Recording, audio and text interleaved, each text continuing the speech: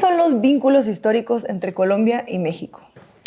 Usualmente cuando se hace esa pregunta, digamos, surgen respuestas evidentes como, por ejemplo, la llegada de la televisión y del cine mexicano a Colombia, que fue determinante para la construcción de nuestra cotidianidad y nuestra cultura también.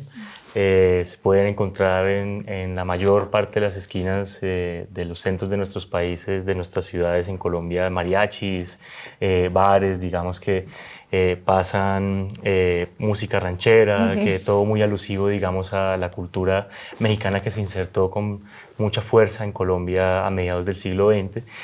Nosotros también trabajamos para poder reivindicar unos lazos en términos ecosistémicos, somos dos países megadiversos, lazos en términos históricos que poco a veces se rescatan. El único presidente indígena en la historia de Colombia está enterrado aquí en México, en Juncaná, precisamente en el estado de Chiapas. Murió peleando la guerra de Reforma con un gran reconocimiento militar por parte del benemérito Benito Juárez. Asimismo hubo colombianas y colombianos participando, tal como Julio Cuadros Caldas, teniente del Ejército Libertador del Sur con Emiliano Zapata. Llegó muy joven aquí, a los 25 años, enlistó en el Ejército Libertador del Sur. Igualmente Simón Bolívar llegó aquí a sus 16 años a tener una conversación muy breve con el virrey en ese entonces, que no salió muy bien para su infortuna. Y bueno, pues yo creo que más allá de esto muy evidente, como la música, como la comida, como la gran adaptación en términos culturales que ostentamos nuestros países, pues yo creo que sobre todo nosotros estamos trabajando para reivindicar esta otra historia, que es la historia de la lucha de los pueblos y cómo se conecta, digamos, Colombia y México a través de esta misma historia. Precisamente el presidente Petro y el presidente López Obrador recordaban en el marco de la visita que hubo una generación, sobre todo muy joven, de luchadoras y luchadores sociales latinoamericanistas que hicieron un gran recorrido por la América Latina y el Caribe. Colombia parecía suspendida en el tiempo, porque mientras en el mundo las manecillas del reloj giraban pues hacia adelante, en Colombia seguíamos de algún modo suspendidos, encajados, instalados en la misma etapa de la historia, de una cruenta violencia y de pues, una conflictividad social y política muy alta. Lo cual no quiere decir que el hecho de que seamos gobierno se haya acabado con esa conflictividad, sino que sobre todo nos hemos reconciliado con una parte muy importante de nuestra historia. Colombia, y más allá de Colombia, la idea de la Nueva Granada, de la patria grande que soñó Bolívar, en algún momento significó también, así como México lo ha significado en diferentes momentos de la historia, una vanguardia social, política, internacionalista muy fuerte. Y este vacío, digamos, esta ausencia en términos de poder ponernos al pie con tener gobiernos progresistas, con llegar a la dirección del Estado, solamente tiene que ver, digamos, con la enorme brutalidad y la fuerza con la que el establecimiento político colombiano ha reprimido durante mucho tiempo las expresiones populares en términos de movilización, organización y de poder político. Y en ese entendido, este es un ejercicio de reconciliación con el origen. Hay una gran relación, digamos, binacional entre nuestros países, pero que es un momento también para poder proyectar un liderazgo multilateral y regional entre Colombia y México. Desde un principio nos puso dos tareas, digamos, muy concretas: política de drogas y movilidad humana y movilidad laboral, en lo que respecta a este ámbito multilateral y de liderazgo regional, que tuvo, digamos, de algún modo uno de sus primeros pasos muy fructíferos este 8 y 9 de septiembre en Colombia, con la visita del presidente López Obrador y la participación en la conferencia regional sobre la política de drogas. E incluso en ese mismo espacio quedó de presente también algo que el presidente Petro nos ha sido muy insistente con nosotras y nosotros, representantes diplomáticos del cambio en todo el mundo, y es que la diplomacia históricamente ha sido proyectada como toda una serie de reglas de juego y de instituciones para ocultar la verdad. A la que solo puede acceder un sector, ¿no? Por supuesto. Y con una sola verdad, con una sola narrativa, que es la del poder. Y que de algún modo todo estaba dado para ocultar la realidad más allá de esa narrativa y de esa perspectiva. Él lo que nos dice es que nuestra diplomacia es una diplomacia que ponga de presente la realidad, que diga la verdad con franqueza, porque nosotras y nosotros lo que nos hemos dedicado para poder transformar a Colombia es precisamente a eso, a decir la verdad y a defender la verdad. Yo creo que no hay otra forma de abordar esto sin ser radicales. Nuestro objetivo, si queremos, por ejemplo, atender seria y humanamente, con justicia, la crisis climática, hay que abolir la adultocracia. la gerontocracia. La crisis climática, por ejemplo, es una clara muestra de la violencia generacional, porque ni siquiera nosotros, sino las generaciones todavía más jóvenes son quienes van a vivir los peores momentos, toda la herencia de la devastación del planeta, producto del sistema económico desde hace décadas, ¿no?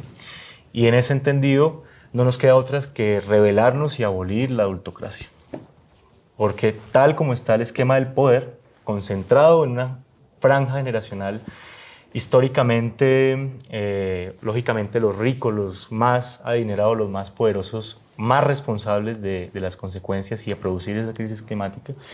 Pero entonces estamos hablando de un grupo muy pequeño de personas muy adineradas, muy poderosas, pero también muy mayores. Y en esos términos, personas que no necesariamente van a sentir ni van a vivir esas consecuencias nefastas de la crisis climática, porque pues, vendrán generaciones más recientes que más lo resentiremos. En ese entendido, también, y lo digo abiertamente, uno de los objetivos de nuestros trabajos es poder superar ese régimen adulto, ese secuestro y esa cooptación adulta de lo público, y instalar preocupaciones y prioridades que no corresponden a esos regímenes. Y para eso necesitamos a los adultos.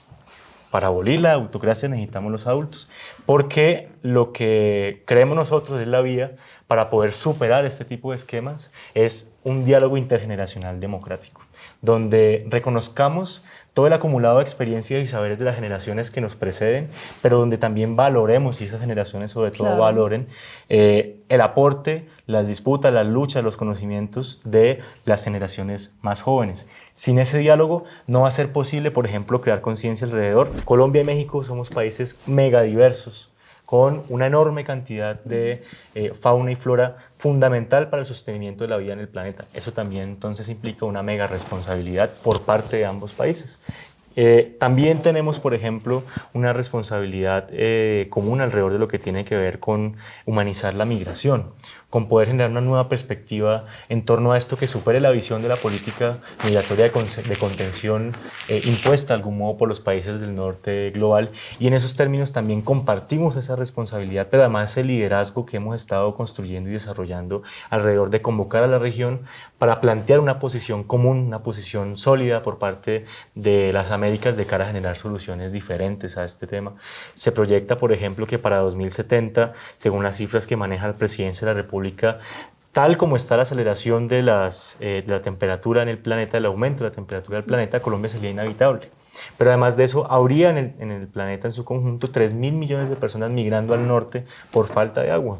Indudablemente, para México y para Colombia, países que contamos con ecosistemas estratégicos para la humanidad, nos es imperativo en ese entendido pues, tomar decisiones y cooperar y convocar a la región a tener un diálogo distinto. Por ejemplo, el tema de la política de drogas. Y yo he estado viendo en diferentes países, también aquí en algunos medios de comunicación, los titulares, colombianización de México. México se colombianiza ante hechos trágicos y hechos que tienen que ver también con la criminalidad. Lo mismo en Ecuador, lo mismo en muchas partes, en Chile. Y pareciera, digamos, que hay esta tendencia a pensar que este tipo de fenómenos son propios de un país como Colombia y por eso se habla de la colombianización. Pero en realidad, en nuestros datos y haciendo un análisis serio, digamos, de ese tipo de problemas, lo que encontramos es que no hay carteles mexicanos y carteles colombianos, hay carteles transnacionales, hay multinacionales del crimen, no solamente enfocados, digamos, a una actividad concreta como lo puede ser el narcotráfico, como lo puede ser la trata de personas, entre otras, sino que cuentan con todo un portafolio del mercado negro y del mercado ilegal.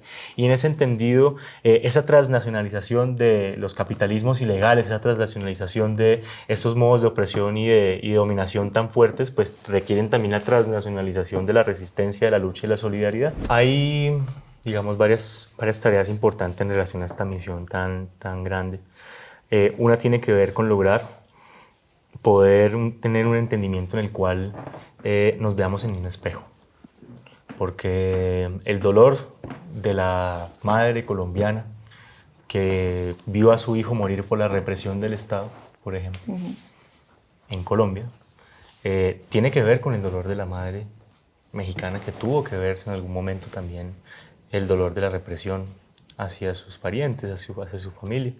La experiencia del migrante que pasa por el tapón del Darién y que pasa por México para llegar al norte, tiene que ver también con nuestros dos países también. La experiencia de la persona que para poder trabajar migra hacia el norte es por lo general la experiencia del hambre, de la exclusión y de la soledad. Y no hay fronteras, de algún modo, que más allá de la experiencia y la vivencia humana puedan separar estos dolores. Incluso tanto aquí en México como en Colombia, cuando se encuentran las comunidades migrantes, las personas que se mueven por el mundo buscando un sueño o proyectar una vida viable, hay una coincidencia en esos términos, más allá de dónde seas tú, de qué país o de dónde vengas. No separan estas injusticias ni estas realidades, sino que por el contrario las agudizan, y que en esos términos, superando esas taras y superando esos imaginarios, es que vamos a poder desarrollar una conciencia que vaya, digamos, en la construcción de una ciudadanía latinoamericana o una ciudadanía americana. Parte de la idea que queremos también rescatar de estas generaciones de luchadoras y luchadores históricos que construyeron nuestras naciones y la idea de democracia en nuestros países es también esa, es poder sentirnos ciudadanas y ciudadanos de las Américas, ciudadanas y ciudadanos de un continente y una región que, tal como pasó en el siglo XIX, fue un faro de luz para la humanidad y que hoy queremos que vuelva a serlo. Y creemos también que hay todas las herramientas y potencialidades en Colombia y México para desarrollarlo.